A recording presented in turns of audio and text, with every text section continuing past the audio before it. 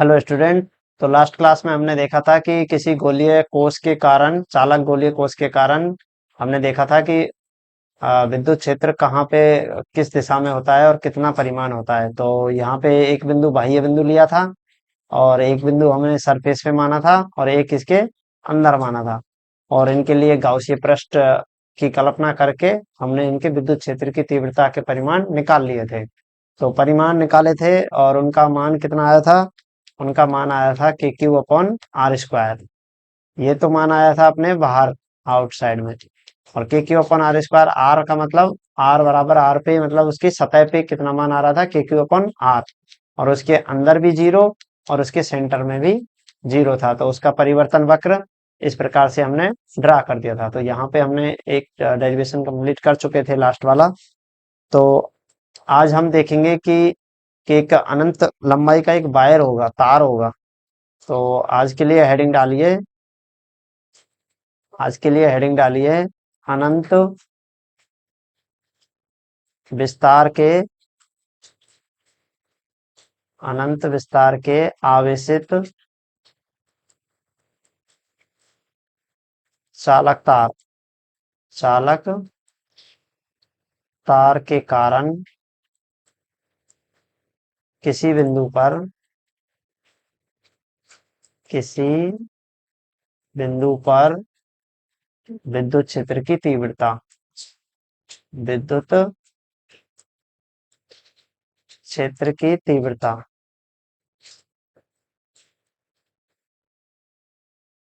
तो यहाँ पे अपने पास क्या होगा? एक अनंत लंबाई का एक तार होगा। तो एक तार बना लेते हैं। तो ये है एक अपने पास अनंत लंबाई का एक वायर है और इस पे क्या किया है हमने? आवेश दिया है प्लस क्यू, चार्ज इस पे एक समान रूप से वितरित किया हुआ है। तो ये मैंने एक, और इसकी लंबाई कितनी है? अनंत है। अनंत मतलब बहुत, इसकी लंबाई ज्यादा ही है, मतलब अनंत लंबाई है, जिसको असीमित लंबाई भी मान सकते हैं। तो अपने पास इस लंबाई पे एक आवेश दिया है और इस पे हमने चार्ज इस पे यहाँ बना दिया। अब हम क्या करेंगे इस पे? सबसे पहले तो इस अनंत लंबाई के आवेशित चालक तार के कारण क्या देखेंगे? किसी बिंदु पे विद्युत क्षेत्र की तीव्रता और उसकी दिशा देखने वाले हैं। तो सबसे पहले हम दिशा देख लेते हैं। तो उसके लिए अभी नोट नहीं करें, अभी मैं रफली बता रहा हूँ। तो ध्यान से देखना, अभी तक हमने जो भी किया है उसी को काम में लेके हम इस प्रॉब्लम का समाधान निकाल लेंगे। तो सबसे पहले देखो, हम इस पे दो अल्पांश मानेंगे। क्या करेंगे? दो अल्पांश। पहले यहाँ पे हम मूल बिंदु मान लेते हैं। ये अपने पास मूल बिंदु ओ है और एक अल्पांश हमने मान लिया इसके बराबर ऊंचाई पे ए, और एक अल्पांश मान लिया हमने इसके बराबर दूरी पे ही ऊपर जितना माना है बी। ठीक है। और इन दोनों के बीच की लंबाई है, वो कितनी है? एल। इन दोनों के बीच की जो लंबाई है वो कितनी है? एल। मैंने उसको एल मान लिया। यहां तक कोई दिक्कत? कोई दिक्कत नहीं, अभी किया भी कुछ नहीं है। बस इसका नामकरण और थोड़ा सा इसमें अल्पांश माने। अल्पांश का मतलब हम क्या कर रहे हैं? पहले दो अल्पांशों के कारण मान रहे हैं। तो अब हम देखते हैं कि कोई बिंदु है, अपना पी बिंदु है। यहाँ पे क्या है? कोई बिंदु पी है। तो इस पे हमें क्या चाहिए? विद्युत क्षेत्र की तीव्रता और दिशा, सब कुछ यहाँ पे देखने वाले हैं बिंदु पी पे। अब ये बिंदु पी यहीं क्यों लिया? कि सर कहीं ले लो, यहाँ पे भी ले लो, बात वही है। यहाँ पे भी ले लो। अब हम इसकी दूरी आर मान लेंगे और इसकी व्याख्या करेंगे यहाँ पे कि कितना इस पे विद्युत क्षेत्र होगा। यहाँ से इसकी दूरी कितनी है? आर है। तो मैं इसको इससे मिला दिया। ये कितनी दूरी है? आर दूरी पे कोई बिंदु पी ले लिया। तो देखो, अब हम क्या करेंगे? इन अल्पांशों के कारण देखते हैं। देखो, यहाँ पे ऊपर अल्पांश है, बिंदु ए पर अल्पांश है, इस पर आवेश होगा या नहीं होगा? होगा। क्यों? क्योंकि पूरी लंबाई पे एक समान रूप से आवेश वितरित हुआ है। तो कोई ना कुछ तो आवेश इस पे भी होगा। अब इस अल्पांश पर जो आवेश है उसके कारण विद्युत क्षेत्र की तीव्रता बिंदु पी पर किधर होगी? कि सर इधर होगी। और ये कहाँ से सीखा हमने? ये सीखा हमने पहले वाली डेरिवेशंस, डेफिनेशन से।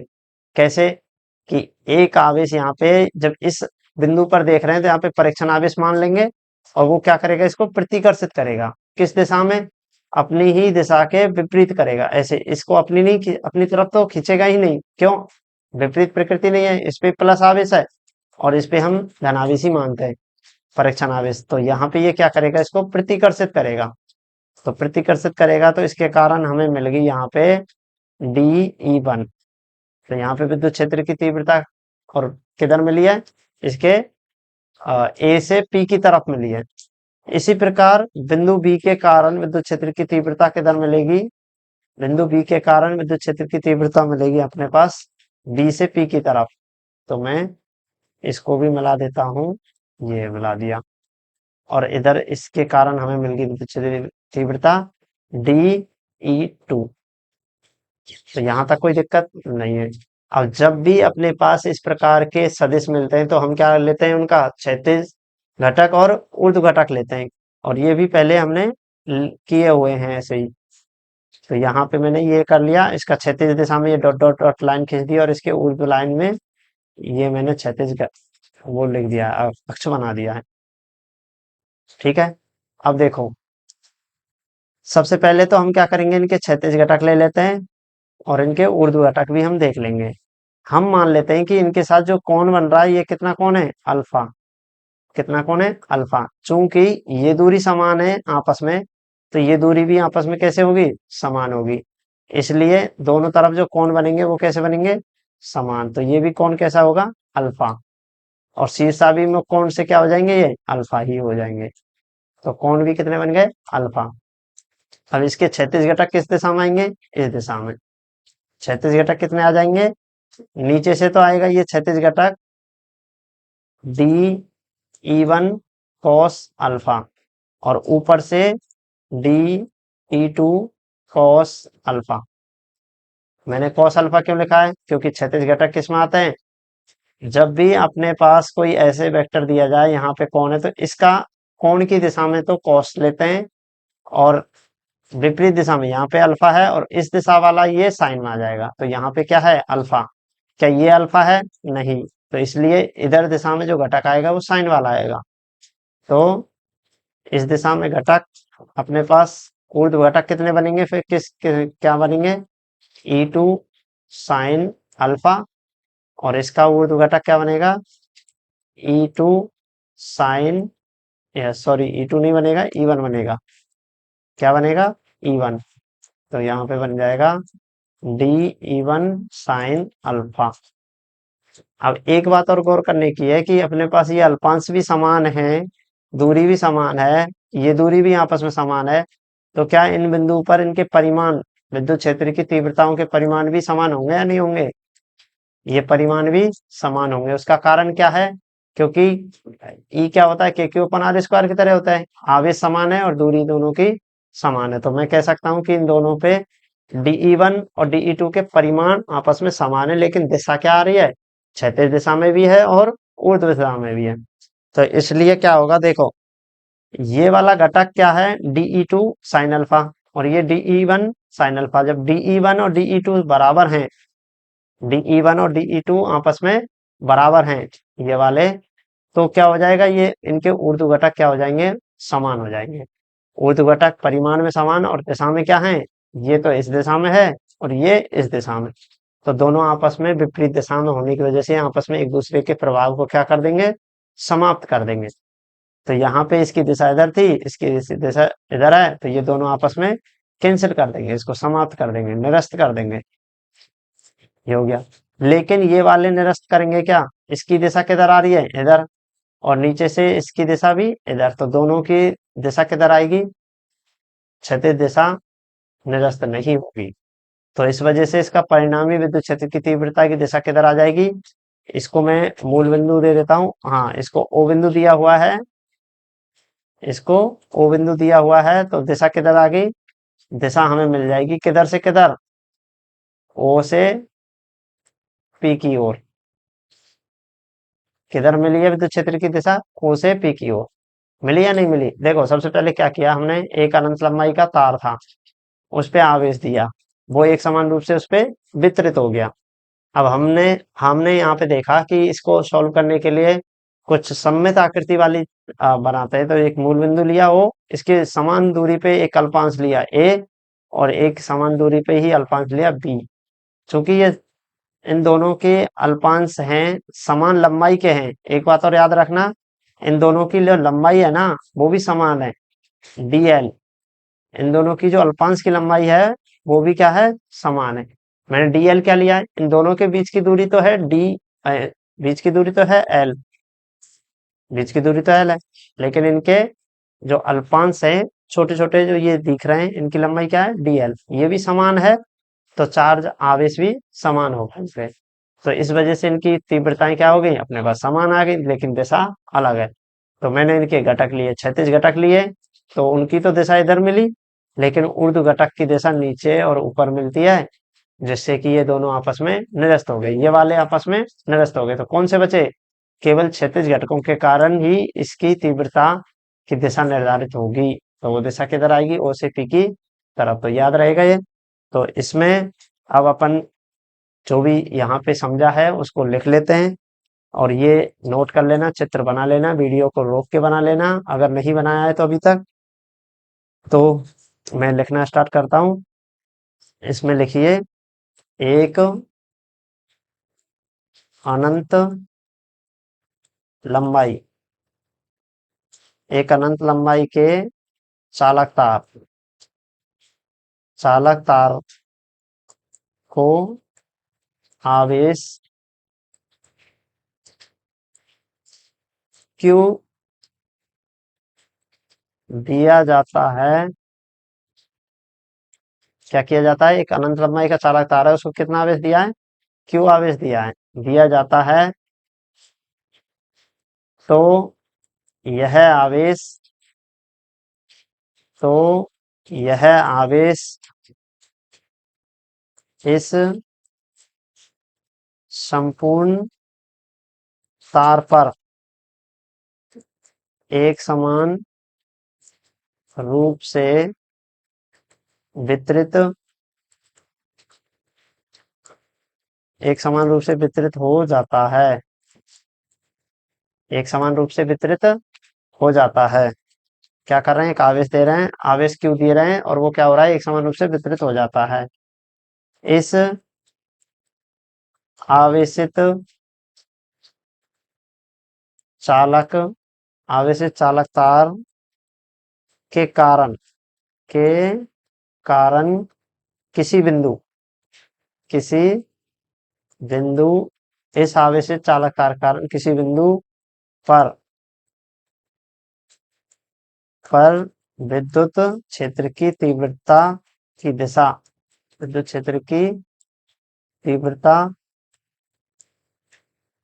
की दिशा व मान ज्ञात करने हैं, मान ज्ञात करने हैं। क्या क्या करने हैं,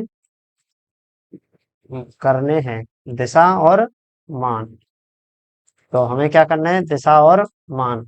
जब हमारे पास गोलीय आवेश था, गोलीय चालक था, तो हमें दिशा किधर मिली थी, सीधे मिली थी, सेंटर से पी बिंदु की तरफ ऐसे ही मिली थी। अब यहाँ पे हमारे पास क्या आ गया, एक तार आ गया। तार पे हमने देख लिया कि उनके क्षैतिज घटकों के कारण ही दिशा का निर्धारण हो रहा है, ऊर्ध्व घटकों के कारण दिशा का निर्धारण नहीं हो रहा। उसका कारण क्या है, परिमाण में समान होने की वजह से वो एक दूसरे को क्या कर रहे हैं, निरस्त कर दे रहे हैं। तो इसमें आगे लिखेंगे, सबसे पहले दिशा का निर्धारण करेंगे।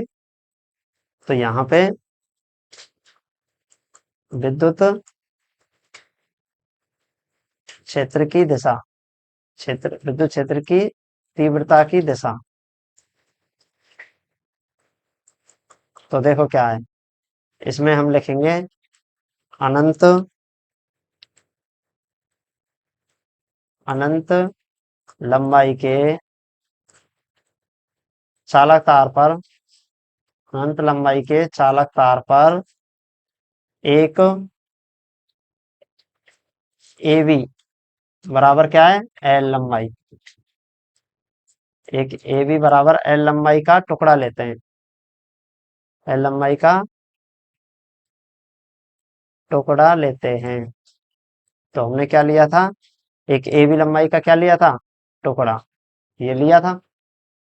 क्या है इसकी लंबाई, एल, और इसमें दो अल्पांश क्या माने थे, ए और बी। तो ये बात हमने लिख दिया, टुकड़ा लेते हैं। अब इसमें लिखेंगे इसके मध्य बिंदु ओ से आर दूरी पर एक बिंदु पी है।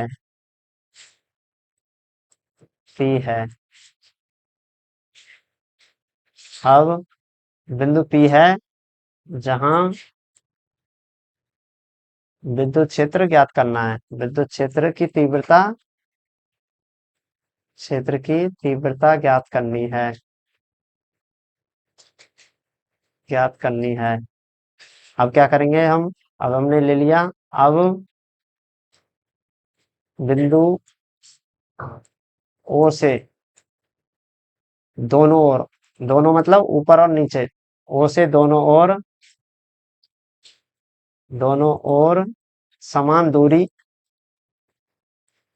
समान दूरी दूरी पर समान लंबाई के समान दूरी पर लंबाई समान लंबाई कितनी हो जाएगी, डीएल के दो अल्पांश ए व बी लेते हैं। तो यहाँ तक कोई दिक्कत भी नहीं है, क्योंकि हमने पहले ही ये चीज समझ ली है। इन अब लिखो, इन अल्पांशों पर आवेश समान होगा। क्यों, क्योंकि ये समान लंबाई के हैं तो समान आवेश ही वितरित हुआ होगा। अब इसमें क्या लिखना है, दोनों अल्पांशों के कारण, थ्योरी का इतना ज्यादा वो नहीं है, ये समझाने के लिए लिख रहे हैं, और थोड़ा थोड़ा पॉइंट आप एग्जाम में लिख के कर सकते हो, पर लिखना जरूर है। इन दोनों अल्पांशों के कारण विद्युत क्षेत्र की विद्युत क्षेत्र की तीव्रताएं तीव्रताएं कितनी है, डीई1 वेक्टर व डीई1 व डीई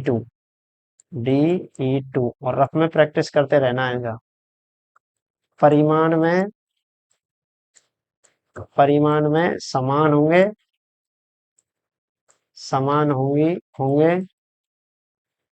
तथा समान होंगे तथा इनके लंबत घटक लंबत घटक लंबत घटक क्या आ जाएगा इसका, D E one sine alpha one नहीं अल्फा, व D E two sine alpha, एक दूसरे के विपरीत होंगे विपरीत होंगे अब विपरीत है एक दूसरे के, तो क्या हो जाएगा, देखो ये क्या है, परिमाण में तो समान है पहले से ही, आवेश समान होने से क्या हो जाएंगे, दूरी भी समान है, तो इन दोनों की तीव्रताएं क्या होंगी, परिमाण में समान होंगी। यहाँ तक कोई दिक्कत नहीं है। इनके लंबत घटक क्या है, ये वाले, D one sine theta sine alpha, D two sine alpha, एक दूसरे के क्या होंगे, विपरीत दिशा में। क्यों होंगे, क्योंकि हमने पहले ही देख लिया है कैसे कैसे इनके कोण निकाले और ये निकाल लिए, तो यहाँ पे हम पहुंच गए हैं। तो एक दूसरे के विपरीत होंगे। अब विपरीत होंगे तो क्या करेंगे, ये एक दूसरे को निरस्त कर देंगे। समान होंगे, विपरीत होंगे, वह एक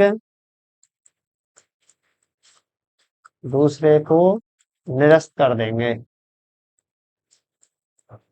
एक दूसरे को निरस्त कर देंगे। तो इस प्रकार से हमने एक तो पता कर लिया कि इनके जो लंबत घटक हैं वो वाले घटक एक दूसरे को क्या कर रहे हैं, निरस्त कर रहे हैं।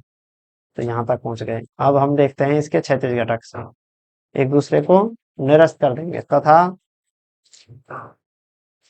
क्षैतिज घटक क्षैतिज घटक, क्षैतिज घटक क्या आ जाएंगे? क्षैतिज घटक अपने पास आ जाएंगे इनके D E one cos alpha व D E two cos alpha, एक ही दिशा में होंगे, एक ही दिशा में होंगे, एक ही दिशा में होंगे। तो एक ही दिशा में होंगे तो क्या हो जाएगा? होंगे जिस जो अब आपस में ये क्या आ जाएंगे? जुड़ जाएंगे, एक ही दिशा में होंगे जो जुड़कर जुड़कर ओपी दिशा में, जुड़कर ओपी दिशा में परिणामी परिणामी विद्युत क्षेत्र प्रदान करेंगे, प्रदान करेंगे। तो किधर करेंगे? ओपी दिशा में। ओपी दिशा मतलब अपने पास ओ बिंदु ये माना हुआ है, ओ से पी बिंदु ये है, तो इस दिशा में ये होगी अपने पास ओपी दिशा। तो ओपी दिशा में क्या करेंगे? ये परिणामी विद्युत क्षेत्र की दिशा, परिणामी विद्युत क्षेत्र प्रदान करेंगे किस दिशा में? ओपी दिशा में। तो अपने पास दिशा का पता चल गया। अब अब क्या हो जाएगा? अब हमारे पास ये तो अल्पांशों के कारण प्राप्त हुई है, मैं ऐसे ही बहुत सारे अल्पांश ले लूं तो भी विद्युत क्षेत्र की तीव्रता किधर मिलेगी? इसी दिशा में मिलेगी। तो इसमें लिख देते हैं इसी प्रकार परिणामी विद्युत क्षेत्र की दिशा, इसी प्रकार परिणामी विद्युत क्षेत्र की दिशा किधर मिलेगी? ओपी दिशा में होगी, दिशा में होगी। मतलब अपने पास जो परिणामी दिशा मिलेगी वो किधर मिलेगी? हमेशा ओपी दिशा मतलब इधर ऐसे मिलेगी। ऐसे मत समझ लेना यहां से देखो तो ऐसे ना, दिशा मिलेगी वो ऐसे मिलेगी ओपी दिशा। दिशा को हम समांतर ले सकते हैं कि ऐसी दिशा है वो यही दिशा को व्यक्त करता है, ये वाली दिशा मिलेगी। और इधर से ये वाली दिशा, क्योंकि बिंदु इधर है पी, तो इसलिए इधर मिलेगी। अगर मैं इधर लेता तो वो इधर मिल जाती। तो इस प्रकार से हमारे पास क्या मिल गई? परिणाम दिशा किधर मिली है? ओपी दिशा में मिली है। तो इसके बाद हम क्या करेंगे? अब हमें क्या ज्ञात करना है? परिमाण ज्ञात करना है। अब बिंदु पी पर, बिंदु पी पर विद्युत क्षेत्र, क्षेत्र का परिमाण ज्ञात करना है। अब परिमाण ज्ञात करना है तो हमने पहले हेडिंग क्या डाली है? विद्युत क्षेत्र की तीव्रता। तो यहाँ पे लिख देंगे विद्युत क्षेत्र का परिमाण, विद्युत क्षेत्र का परिमाण। तो अब देखो क्या करेंगे। सबसे पहले अब परिमाण ज्ञात करने के लिए हम क्या करेंगे? एक एल लंबाई का वो ही ले लेते हैं। अपने पास क्या लिया था? एक एल लंबाई का हम तार का टुकड़ा ले लेते हैं जिसके नाम हमने ए बी रखे थे। अब ध्यान से समझना है, अब तक जो समझा वो तो दिशा ज्ञात करने के काम में ही आया था। तो मैंने ये वायर ले लिया, इस पे कितना आवेश दिया है? Plus Q. और ये आवेश एक समान रूप से वितरित हो गया है। अब मैं क्या कर रहा हूँ? जो अनंत लंबाई का था मैंने उसको कितना ले लिया? एल लंबाई का कोई टुकड़ा ले लिया है। चलो मैं अनंत का भी कर देता, पर हमने टुकड़े से देख के हम इसका अंदाजा लगा सकते हैं कितना परिमाण होगा। तो इस पे आवेश दिया है टुकड़े पे, ये ए बी है, इसकी लंबाई कितनी है? एल, इसकी लंबाई एल है। ठीक है साहब, यहाँ तक कोई दिक्कत नहीं है, एल है। और इससे कोई आर दूरी पे क्या है? बिंदु पी है, ये बिंदु पी है। और इससे कितनी दूरी पर है? ये है अपने आर दूरी पर। यहाँ तक कोई दिक्कत नहीं। जब भी हम विद्युत क्षेत्र ज्ञात करते हैं तो हम गाउस प्रमेय का काम में ले सकते हैं। तो गाउस प्रमेय बेसिकली क्या कहती है कि जितना भी फ्लक्स निकलेगा किसी पृष्ठ से, पृष्ठ क्या मान के चलते हैं, गाउसीय पृष्ठ से, तो किसी बंद पृष्ठ से, गाउसीय पृष्ठ से जो फ्लक्स निकलता है वो Q अपॉन एप्सिलॉन नॉट के बराबर होता है। ये हमने सीखा था, Q अपॉन परिबद्ध आवेश अपॉन विद्युत क्षेत्र की विद्युतशीलता। किससे निकलता है, हमने जब बिंदुवत आवेश था या गोला आकृति का था तो गोलीय आवेश लिया। लेकिन यहाँ पे क्वेश्चन ये बनता है कि अपने पास अब लंबाई वाला तार है, तो इसके लिए गाउसी पृष्ठ कैसा लिया जाए कि ये बिल्कुल ढक जाए। क्या मैं इस पे गोला आकार में लूं? नहीं सर, ये तो अनंत लंबाई का है तो इसको कट कर देगा, तो ये भी हम नहीं ले सकते। तो इसके केस में हम लंबाई के केस में क्या लेंगे, हम लेंगे एक बेलनाकार। बेलनाकार जिसकी लंबाई हम टुकड़े के लिए L लंबाई मान लेते हैं, वैसे इसकी लंबाई अनंत होगी, पूरे तार के लिए अनंत हो जाएगी। तो हम क्या कर रहे हैं, एक L लंबाई और R त्रिज्या का क्या कर रहे हैं, एक बेलनाकार गाउसीय पृष्ठ की कल्पना कर रहे हैं। तो बेलनाकार गाउसीय पृष्ठ की कल्पना कर रहे हैं कितनी लंबाई के, L लंबाई के लिए। तो ये मैंने क्या कर दिया, इस तार को पूरे तरीके से ढके ऐसे एक गाउसीय पृष्ठ कौन सा है, बेलनाकार गाउसीय पृष्ठ। अब उसकी सतह पे क्या है, बिंदु P है।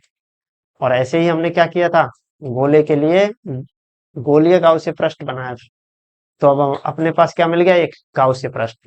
अब हम कह सकते हैं कि गाउस के प्रमेय से क्या कह सकते हैं कि इससे निकलने वाला जो फ्लक्स होगा वो कितने के बराबर होगा, इससे परिबद्ध आवेश क्यू। क्यों क्यों, क्योंकि इस तार की लंबाई अल्पांश लंबाई पे हम क्या दे रहे हैं, क्यू आवेश दे रहे हैं, तो क्यू अपॉन एप्सिलॉन नॉट के बराबर होगा। तो अब हम प्रमेय लगा देंगे, और प्रमेय किसके बराबर होगी, संपूर्ण पृष्ठ का क्षेत्रफल flux E dot D A बराबर किससे आ जाएगा, क्यू अपॉन एप्सिलॉन नॉट। अब हम ये वाला स्टेटमेंट काम में लेंगे। तो अब हम इसके नीचे एक लाइन लिख लेते हैं, जो भी हमने कल्पना की है इसमें लिख लेते हैं, बिंदु टी पर विद्युत क्षेत्र ज्ञात करने के लिए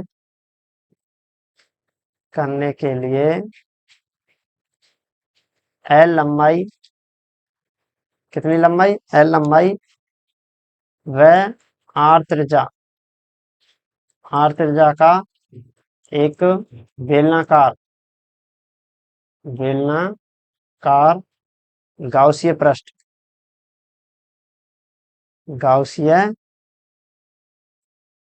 पृष्ठ की क्या करेंगे, की कल्पना करते हैं।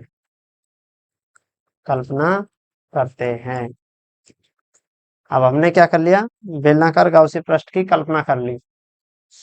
तो अब हम क्या देखेंगे, बेलनाकार गाउसीय पृष्ठ की कल्पना कर ली तो हमारे पास गाउसीय प्रमेय से क्या आता है। अब हम देखेंगे गाउस प्रमेय से निर्गत फ्लक्स, फाई फाई कैसे निकालते थे, पृष्ठ समाकलन करते थे, ई वेक्टर डॉट क्षेत्रफल सदिश लेते थे, याद है ना ये डीए, और ये किसके बराबर आता था, परिबद्ध आवेश क्यू अपॉन में विद्युत क्षेत्र की विद्युतशीलता एप्सिलॉन नॉट के बराबर आता था। तो यहाँ तक हमने देखा था। तो अब हम क्या करेंगे, इसमें विद्युत क्षेत्र की विद्युतशीलता के लिए हमने जो पृष्ठ समाकलन किया है, ये वाला पृष्ठ समाकलन क्या है, ये बंद पृष्ठ के लिए है। बंद पृष्ठ का मतलब है कि पूरा पृष्ठ, चाहे उसकी कोई भी सतह है, सबके लिए क्या करना है, इसका समाकलन करना है। तो हम क्या करेंगे, देखो अपने पास ये गाउसीय पृष्ठ है पूरा, ध्यान रखना पूरा संपूर्ण बेलनाकार पृष्ठ क्या होगा, इस गाउसीय पृष्ठ के अंतर्गत आएगा। अब इस पे पृष्ठ बनेंगे, देखो सतह कौन कौन सी बन रही है, एक तो इसकी वक्रीय सतह, वक्रीय सतह कौन सी होगी, वक्रीय सतह ये वाली होगी, ये वाली सतह, इसके चारों ओर की सतह, ये वाली सतह क्या कौन सी हो जाएगी, वक्रीय सतह। तो मैं तो इसको नाम देता हूं S1 पृष्ठ, क्या कह देता हूं, S1। एक इसका ऊपर वाला वृत्त बनेगा, कौन सा वृत्त बनेगा, ये वाला वृत्त बनेगा, ये उसी गाउसीय पृष्ठ के अंतर्गत आ रहा है। इस पृष्ठ को मैं नाम दे देता हूं, क्या नाम दे देता हूं, S2। इसको नाम दे देता हूं S2। एक इसके नीचे वाला वृत्त बनेगा, ये वाला, तो इसका नाम दे देता हूं मैं S3। अब हमने देख लिया कि विद्युत क्षेत्र की तीव्रता की दिशा किधर है, ओपी दिशा में। तो अपने पास यहाँ पे क्या था, कोई बिंदु O था, तो विद्युत क्षेत्र की दिशा किधर थी, ओपी दिशा में। तो इस दिशा में क्या है, ई वेक्टर था। ये हमने दिशा पहले ही ज्ञात कर चुके हैं, ये वाली दिशा। अब सभी बिंदुओं पे दिशा किधर होगी, इधर ही होगी। दिशा किधर होगी, इधर होगी। तो इसलिए मैं इस पृष्ठ पर, S2 पृष्ठ पर भी कोई बिंदु लूंगा, उस पर भी दिशा किधर होगी, विद्युत क्षेत्र की इस दिशा में, ई वेक्टर। मैं किसी पृष्ठ S3 लिया, क्योंकि 3 प्रकार के पृष्ठ है इसमें, तो इस पर भी विद्युत क्षेत्र की दिशा किधर होगी, इस पर भी विद्युत क्षेत्र की दिशा इधर होगी, ई वेक्टर। अब हमारे पास क्या चाहिए, देखो ध्यान से देखना, कोई भी चीज रटनी नहीं है। यहाँ पे हमें ई वेक्टर मिल गया, अब हमें चाहिए डीए वेक्टर। और डीए वेक्टर क्या है, मैंने पहले ही बताया था, ये क्षेत्रफल सदिश है। क्षेत्रफल सदिश, और ये क्या रहता है, सदैव पृष्ठ के लंबवत रहता है। तो लो सर, पृष्ठ के लंबवत रहता है। तो देखो, ये पृष्ठ है अपना, ये पृष्ठ है, तो इसके लंबवत क्या हो जाएगा, क्षेत्रफल सदिश। कि सर डीए वेक्टर भी हमें इधर ही मिलेगा, किधर, पृष्ठ के लंबवत। और यहाँ पे तो विद्युत क्षेत्र भी इधर ही है और क्षेत्रफल सदिश भी इधर है। अब अपने पास दोनों एक ही दिशा में, तो यहाँ पे थीटा कितना आ जाएगा, 0 डिग्री। अब यहाँ पे देखो, ये वाला पृष्ठ है, ये वाला, क्योंकि वृत्त ही तो है, बेलनाकार पृष्ठ के ऊपर जो वृत्त बनता है, अब इसका पृष्ठ के क्षेत्र लंबवत कौन सा रहेगा, इसके लंबवत सदिश बनेगा ये वाला। तो मैं सर इसको ऐसा करता हूँ, इसके लंबवत सदिश ये बना देता हूँ, क्षेत्रफल सदिश इसको हम बोल रहे हैं। ठीक है सर, कोई दिक्कत नहीं है। यहाँ पे ये पृष्ठ के लंबवत कहाँ आएगा, नीचे, डीए वेक्टर। अब एक बात गौर करी होगी, इन इसमें थीटा कितना बन रहा है, 90 डिग्री। थीटा है क्या, थीटा है अपने पास ई वेक्टर और डीए वेक्टर का बीच का कोण, यहाँ पे 90 है। ऊपर भी कितना है, 90 है। यहाँ पे भी थीटा कितना है, 90 डिग्री। तो एक बात बताओ, हमने जो पृष्ठ क्षेत्रफल जो समाकलन किया है, ये किसके लिए किया है, बंद पृष्ठ के लिए। किसके लिए, बंद पृष्ठ के लिए। बंद पृष्ठ का मतलब है संपूर्ण पृष्ठ के लिए, पूरा संपूर्ण। तो इसमें कितने पृष्ठ आए, 3 पृष्ठ थे, S1 S2 S3। तो मैं इस समाकलन को तीनों पृष्ठ के लिए अलग अलग लिख देता हूँ। तो मैं लिख देता हूँ इसको, अपने पास ऐसे आ जाएगा कि एक समाकलन S1 पृष्ठ के लिए E dot DA vector, plus एक समाकलन S2 सदिश पृष्ठ के लिए E dot DA vector, plus समाकलन S3 पृष्ठ। इसके अलावा कोई भी पृष्ठ बचा क्या इसमें, कि सर कोई पृष्ठ नहीं बचा, क्योंकि हमारे पास केवल 3 ही प्रकार के इसमें पृष्ठ सम्मिलित हो रहे थे। देखो, इस पे बिंदु आएगा तो वो किस में आ जाएगा, वक्र पृष्ठ में, इसमें आ जाएगा, इस वाले पृष्ठ में। जो पृष्ठ है वक्र पृष्ठ अपना, उसमें क्या आ जाएगा, ये वक्र पृष्ठ में आ जाएगा, और ऊपर से वृत्त आ जाएगा, और नीचे से वृत्त, संपूर्ण पृष्ठ गिर गया। तो इसलिए हमने क्या कर लिया, इसको 3 भागों में तोड़ दिया, S1 S2 S3। अब हम क्या करते हैं, ये क्या है, इसके अंदर डॉट प्रोडक्ट है, और डॉट प्रोडक्ट कैसे खोलते हैं, अगर ए डॉट बी होता है तो उसको हम लेते हैं ए बी कॉस थीटा। तो इसको भी ऐसे ही कर देंगे, इसको भी हम क्या कर देंगे, समाकलन S1 E D A cos theta कितना आएगा इसमें, देखो S1 में थीटा कितना है, S1 में थीटा है अपने पास 0 डिग्री। कितना है, यहाँ पे थीटा कितना है, 0 डिग्री। और S2 और S3 में थीटा कितना आएगा, 90 डिग्री। तो मैं ऐसे ही लिखूंगा इनको, यहाँ पे लिख देता हूँ 0 डिग्री, प्लस, अब हम किसका ले रहे हैं, इस वाले का, S2 का, ई वेक्टर आएगा, नहीं आएगा, E D A cos 90 degree, plus S3 पृष्ठ E D A cos 90 degree. और ये क्या आ जाएगा, परिबद्ध आवेश Q अपॉन एप्सिलॉन नॉट। यहाँ तक कोई दिक्कत नहीं है सर। चूंकि हमें पता है कॉस 0 डिग्री कितना आता है 1, और कॉस 90 डिग्री कितना आता है 0।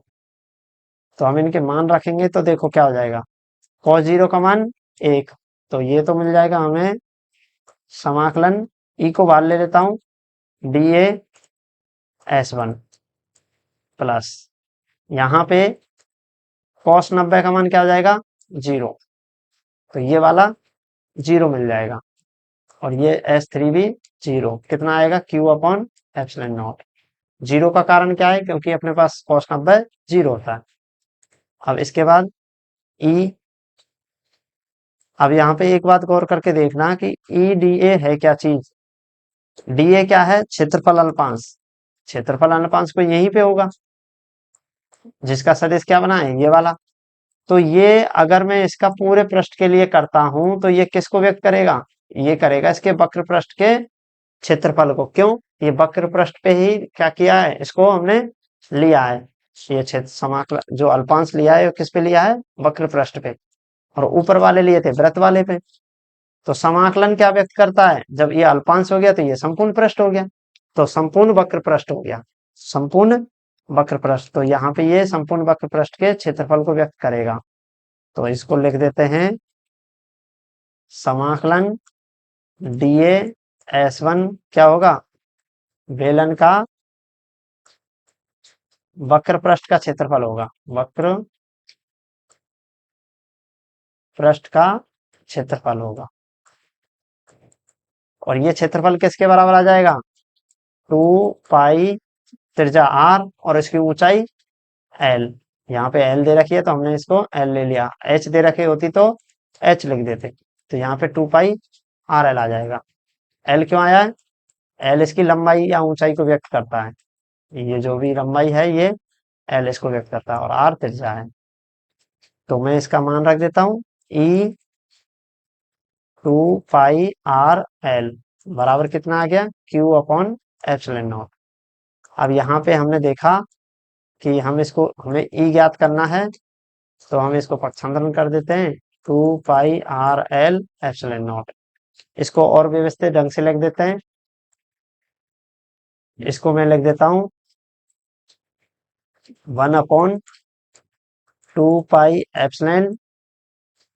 Q मैं क्या लिख देता हूँ, Q/L और 1/R।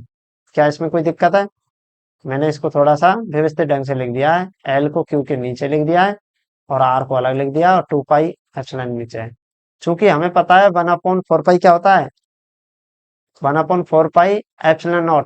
K का मान क्या होता है 1/4 पाई/0। तो हमें क्या चाहिए, अगर इसमें लिखना है तो हमें 4 पाई चाहिए, तो इसमें 2 का ऊपर नीचे गुना कर देंगे, तो इसको हम ऐसे भी लिख सकते हैं 2/4 पाई/0 Q/L और 1/R। अब यहाँ पे मेरे को ये बताओ 1/L, ये 1/4 पाई/0 तो क्या हो गया K, तो मैं इसकी जगह क्या लिख दूंगा K, K लिख दिया। Q/L, हमने शुरुआत में सतत आवेश वितरण में एक परिभाषा पढ़ी थी रेखीय आवेश घनत्व की, क्या पढ़ी थी, रेखीय आवेश घनत्व की, रेखीय आवेश घनत्व, एक विमीय आवेश घनत्व था उसमें रेखीय आवेश घनत्व, उसमें क्या देखा था कि रेखीय आवेश घनत्व L किसके बराबर होता है, Q/ उसकी लंबाई L के, तो हम इसकी जगह क्या लिख देंगे, लेमडा लिख देंगे रेखीय आवेश घनत्व। तो रेखीय आवेश घनत्व क्या होता है, बेसिकली रेखीय आवेश घनत्व होता है किसी लंबाई पर आवेश दिया जाए तो उसमें रेखीय आवेश घनत्व उस आवेश और उनकी लंबाई का अनुपात होता है, और ये हमने पढ़ा हुआ है। तो Q/L की जगह क्या लिख देता हूं मैं, देखो 1/4 पाई/0 की जगह तो K लिख दिया, 2 बच गया अभी भी, तो मैं 2 बाहर लिख दिया। Q/L, Q/L की जगह क्या लिख दूं, लेमडा, K लेमडा, और नीचे क्या बच रहा है R, तो E क्या मिल गया हमें 2K लेमडा/R। तो यहाँ से हमने विद्युत क्षेत्र की तीव्रता का परिमाण निकाला, वो कितना मिलेगा 2K लेमडा/R। तो इसको समीकरण नंबर 1 दे देते हैं, और इसका अगर हम सदिश रूप लिखें तो क्या लिख देंगे? सदिश रूप, इसको हम ऐसे भी लिख सकते हैं, E vector 2k lambda upon R और एन कैप। अब मुझे ये बताओ एन कैप की दिशा किधर होगी? कि सर एन कैप की दिशा एकांक सदिश, इसकी दिशा हमने पहले विद्युत क्षेत्र की ज्ञात कर रखी है।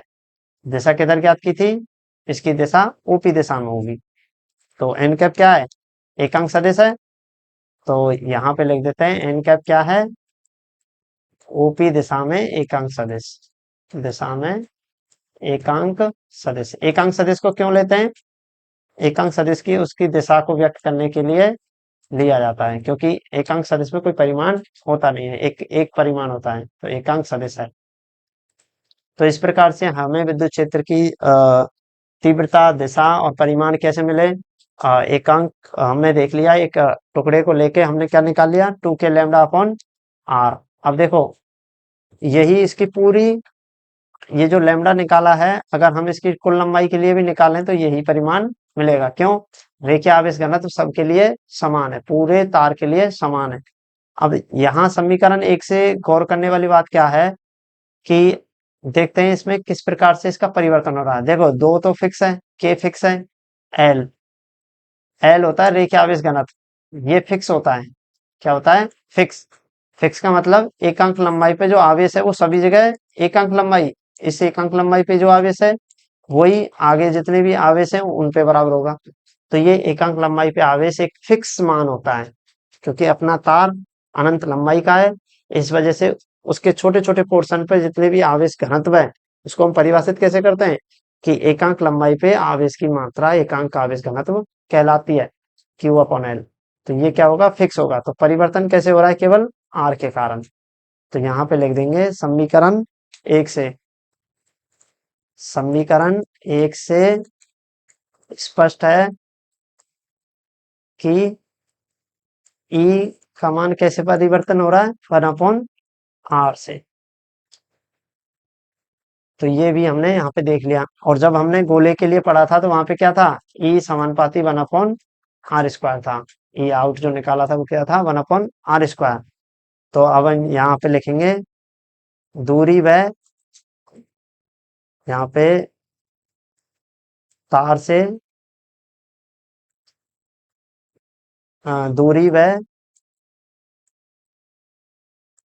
दूरी व ई में परिवर्तन, ई में परिवर्तन, दूरी के साथ ई में परिवर्तन। तो हम कैसे देख सकते हैं? इसमें देखो अपने पास एक एक्स, एक हो गया, इसकी इसकी तरफ ले लेते दूरी और विद्युत क्षेत्र की तीव्रता ई ले लेते हैं। इधर अक्ष पे विद्युत क्षेत्र की तीव्रता, ये क्या हो रही है? व्युत्क्रमानुपाती है। तो व्युत्क्रमानुपाती वक्र कैसे बनते हैं? सदैव ऐसे बनते हैं। तो ये व्यक्त करेगा ई समानुपाती 1/r। इसका मतलब क्या है? इसको कैसे पढ़ते हैं? इसको पढ़ते हैं कि जब दूरी का मान कम है, जीरो के लगभग है, तो विद्युत क्षेत्र की तीव्रता कहाँ जा रही है? अनंत पे। कहाँ जा रही है? अनंत पे। जब जीरो है तो अनंत पे। और जैसे जैसे दूरी का मान बढ़ता जाएगा विद्युत क्षेत्र की तीव्रता घटती जाएगी।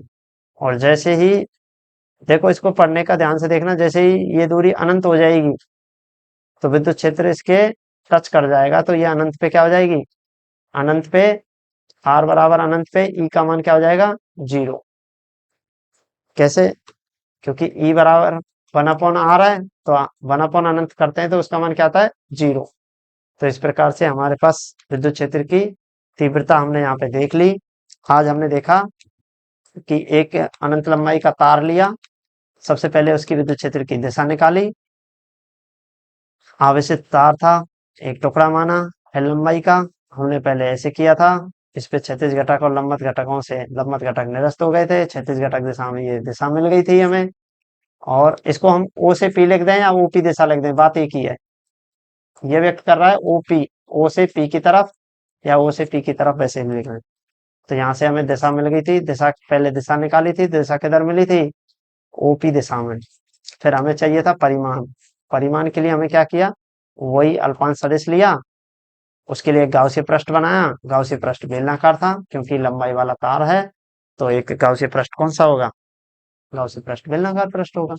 उस पे 3 पृष्ठ से घिरी आकृति होती है बेलनाकार पृष्ठ, एक तो वक्र पृष्ठ और 2 ऊपर के वृत्त क्षेत्रफल वाले, एक तो ऊपर और एक नीचे। तो उनके S1 S2 S3 पृष्ठ दे दिए। इस पृष्ठ पे देखा कि जो क्षेत्रीय तीव्रता और क्षेत्रफल सदिश के बीच का कोण थीटा 0 है, इस पे 90 है, इस पे भी 90 है। तो इन दोनों के जब डॉट प्रोडक्ट करेंगे तो ये क्या हो गए थे आपस में, इन दोनों के मान तो 0 हो गए थे, ये 0 आ गए और यहाँ पे 1 आने से ये बच गया था। अब ये क्या है, ये क्षेत्रफल सदिश वक्र पृष्ठ का अल्पांश था और संपूर्ण किया तो संपूर्ण वक्र पृष्ठ का क्षेत्रफल क्या होता है, हमें सूत्र पढ़ा हुआ है 10th क्लास में 2πrl। तो इसका भाग देके इसको व्यवस्थित करके के की फॉर्म में लिख दिया, के बराबर 1/4πε0 होता है। तो मैंने के की फॉर्म में बना के 2 ऊपर आ गया, 2 का ऊपर नीचे गुना कर दिया था, यहाँ पे 2 लिखा था और नीचे 2 गुना करने पे 4 हो गया। तो इस प्रकार से Q अपॉन एल को हमने पहले ही रेखीय आवेश घनत्व पढ़ा हुआ है, तो इसको लैम्डा से व्यक्त करते हैं Q अपॉन एल। तो ये ले लिया, तो 1/r को नीचे लिख दिया। ये तीनों राशियां फिक्स हैं, 2 फिक्स है, के का मान फिक्स है। के का मान फिर मैं बता देता हूँ, 9 गुना 10 की पावर 9 होता है और लैम्डा फिक्स है, ये घनत्व है इसलिए फिक्स है। तो ये हो गया, जितने भी घनत्व होते हैं ना, रेखीय आवेश घनत्व, पृष्ठीय आवेश घनत्व, क्षेत्रफल आवेश, पृष्ठीय आवेश घनत्व, आयतन आवेश घनत्व, सभी घनत्व समान होते हैं, फिक्स होते हैं, कांस्टेंट रहते हैं।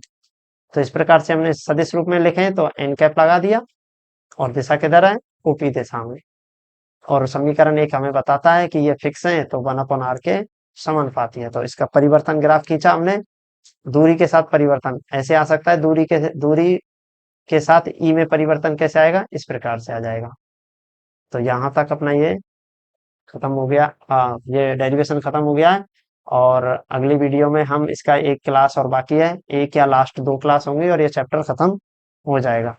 तो मिलते हैं अगली वीडियो में, उससे पहले जितने भी डेरिवेशन हो रहे हैं उनके साथ साथ प्रैक्टिस करते रहना। और प्रैक्टिस करने में आप रफ साथ में लेके बैठे, डेरिवेशन को रफली करते रहें, वरना आगे चल के बहुत दिक्कत हो जाएगी। तो इसके लिए रेगुलर प्रैक्टिस करते रहें। Thank you.